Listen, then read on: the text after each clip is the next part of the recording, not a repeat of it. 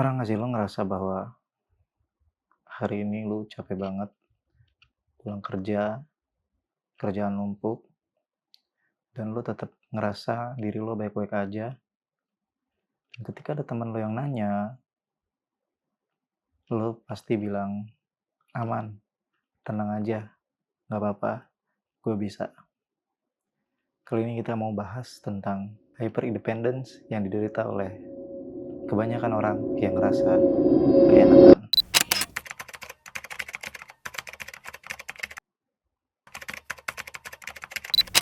Zaman sekarang menjadi mandiri itu syarat mutlak untuk terus hidup. Di mana-mana orang ngomongin harus bisa jadi seorang yang independen, bisa mandiri, bisa segalanya sendiri. Pada dasarnya, kita juga ngerasa nggak enakan kalau kita minta tolong sama orang lain. Tapi pada dasarnya manusia sendiri adalah makhluk yang sosial, makhluk yang butuh dengan makhluk lainnya. Kadang kita ngerasa nggak enakan kalau minta tolong sama orang lain, ngerasa bahwa udahlah, gue aja nggak apa-apa sendiri, gue bisa kok ngelakuin apa-apa itu sendiri. Ini bisa gue hadapin sendiri, gak perlu bantuan orang lain. Tapi pada dasarnya kita ngerasa capek dengan semua itu dan butuh orang lain untuk membantu kita sebenarnya. Tapi karena rasa gak enakan ini, lo tetap berusaha untuk tetap tegar dan bahwa lo bisa sendiri. Kenapa sih kita enggan gitu bilang, tolong bantuin gue ya? Atau sekedar ngechat temen lo udah bilang, cuy temenin gue ngopi, gue lagi stres banget. Apa susahnya bilang kayak gitu?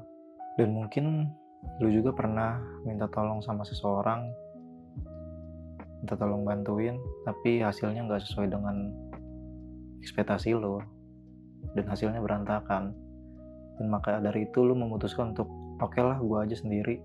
Mungkin itu jadi beban ya buat kita dan bikin trust issue. Dari pengalaman yang mengecewakan itu, mungkin lu berpikir bahwa oke lah gue aja sendiri, gak usah orang lain yang bantuin gue. Daripada gue ribet-ribet ngajarin lagi, mending gue aja sendiri. Kalau udah ngerasa trust issue dan gak enakan, sebenarnya itu merusak diri kita semakin lama. Kenapa? Karena kita jadi gak percaya sama orang lain. Terus jadi ngerasa bahwa lo bisa sendiri kok kayak gitu. Memelihara ego kayak gini sebenarnya bayarannya bukan uang, tapi kewarasan yang lo pertaruhkan. Lo jadi gampang stres, lo jadi gampang capek, apalagi kerjaan yang monoton setiap hari pulang, istirahat, besoknya kerja lagi. Dan hari Sabtu Minggu pun lo tetap ngerasa bahwa kalau lo gak kerja lo bakal ngerasa sakit. Nah itu udah mulai ngerusak badan lo sendiri.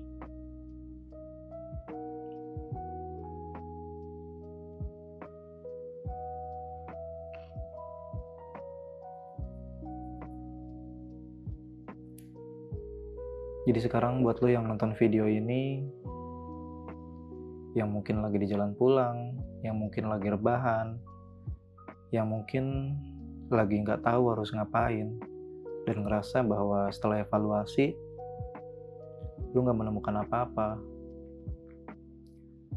gue cuma bisa ngingetin, nggak apa-apa lu nurunin ego, nggak apa-apa lu ngerasa bahwa lu itu lemah. Nggak ada salahnya bilang sama temen lo kalau lu butuh bantuan. Minta tolong itu bukan berarti lu gagal. Dan minta tolong itu membuktikan bahwa manusia juga punya batas. Dan lo gak sendiri kayak gitu. Mulai hari ini, normalisasikan emang kita butuh support system. Kita butuh orang lain. Gak bisa jadi pahlawan setiap hari. Ada kalanya kita juga perlu menjadi lemah, walaupun harus terlihat kuat gitu. Coba ditumpahin di kolom komentar, tugas atau kerjaan apa sih yang sebenarnya lu pengen dan lu sampai nggak kuat buat nahan beban itu. Gue tunggu cerita lo di bawah.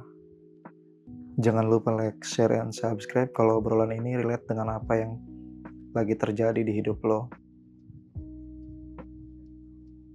Dan semoga jurnal warga biasa ini bisa menemani hari-hari lo. Gue pamit. Selamat istirahat dan berhenti jadi sok kuat. See you next time. Bye-bye.